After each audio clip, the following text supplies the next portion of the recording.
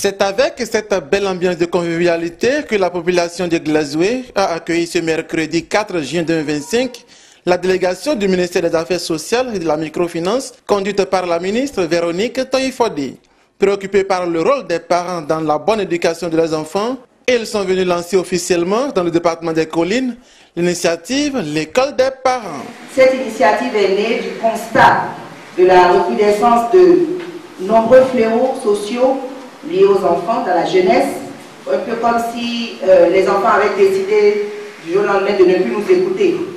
Ou alors c'est peut-être lié à tout ce qui concerne le numérique, puisqu'ils ont accès à des informations. Quand ils n'arrivent pas à communiquer avec des adultes qui les orientent, mais ils vont dans tous les sens. C'est nécessaire qu'aujourd'hui, si on veut freiner ces fléaux sociaux dont nous parlons, il faudrait que la bonne information passe.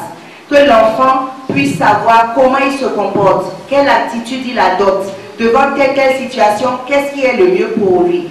Quand ils n'ont pas la bonne information, parfois, ils ne savent même pas les risques auxquels ils s'exposent. C'est ça le problème. Vous, en tant que parent, quel élément de langage vous allez pouvoir adopter avec eux pour qu'ils ne soient pas résistants? Parce qu'on peut commencer à vouloir parler, si on n'utilise pas les bons termes, l'enfant ne va même pas écouter. Parfois, c'est l'ignorance. Il y a la recherche de facilité, il y a plusieurs problèmes. Madame la ministre a profité de l'occasion pour rappeler aux parents les rôles qui sont les leurs dans l'éducation de leurs enfants. Pour avoir ces échanges avec vos enfants, que ce soit même papa, les éléments de langage de papa sont encore différents des éléments de langage de maman.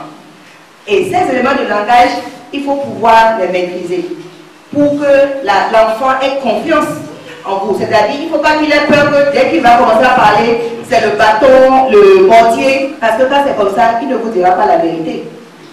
Alors qu'il doit avoir confiance de telle sorte et se sentir tellement confiance que l'enfant même de lui-même peut venir vous dire: ah, papa, maman, on dirait que le voisin, il est en train de faire un jeu avec moi, il me dit telle chose, voilà quel message il m'a envoyé, tout ça.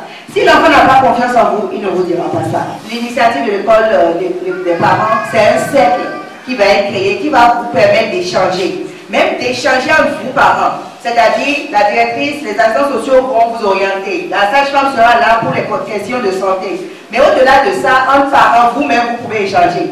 Parce que notre rôle, que ce soit le rôle des parents ou le rôle de l'État ou le rôle dans l'enseignement, c'est d'orienter les enfants sur la meilleure voie. La meilleure voie qui va les emmener à vraiment avoir un bel avenir. Non seulement sur le plan des études, mais également sur leur propre vie. La directrice départementale des affaires sociales et de la microfinance, quant à elle, prend l'engagement de développer des stratégies adéquates afin de passer l'information à tous les parents du département des Collines. Donc, l'école des parents va se dérouler dans chaque commune dans notre département. Et à cet effet, tous les guichets unis de protection sociale sont mobilisés pour accompagner les parents. À une école des parents, en fait, plusieurs thématiques sont développées. Vous voyez par exemple la communication avec les enfants, la question de la sexualité, la puberté, la gestion de la puberté, l'hygiène corporelle, le dialogue parent-enfant, comment les parents doivent communiquer avec les enfants de 0 à 8 ans, de 9 à 13 ans, de 14 à 18 ans, etc. Donc, par tranche d'âge, les outils sont proposés dans ce guide. En fait, nous avons un document de référence qui est le guide du dialogue parent-enfant, qui permet à tous les parents de pouvoir avoir les informations sur les thématiques qu'on peut développer avec les enfants, les sujets que les parents peuvent aborder, les bons comportements à adopter dans le dialogue parent-enfant et les comportements qu'il faut éviter afin que les enfants et les parents deviennent des complices et puissent se confier à leurs parents. Parents, acteurs de la société civile, autorités politiques administratives, tous repartent très satisfaits en s'engageant à relayer l'information.